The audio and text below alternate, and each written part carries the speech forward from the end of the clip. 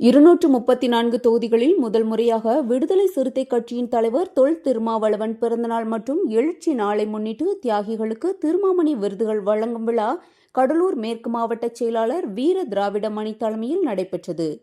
இந்த விழாவில் திருமாவளவன் தாய் பெரியம்மா கலந்து கொண்டு தியாகிகளுக்கு விருதுகள் வழங்கி ஊக்கத்தொகை ரூபாய் 25,000 வழங்கி ஆசீர்வாதம் செய்தார்.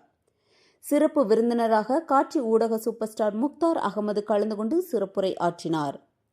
மறைந்த முன்னாள் மாவட்ட செயலாளர் கருப்பசுவாமி, ஆசிரியர் கமலக்கண்ணன், ஜோதி, மகேந்திரன், ரவி, கவுஞ்சி, சேட், பாண்டியன், செம்மல் ஆகியோருக்கு இந்த ஆண்டுக்கான திருமாமணி விருது வழங்கப்பட்டது.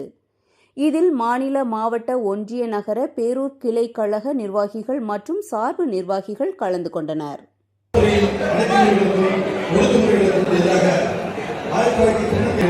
தங்களை வாழ்த்தி சார்ந்து மேற்கு மாவட்ட செயலாளர்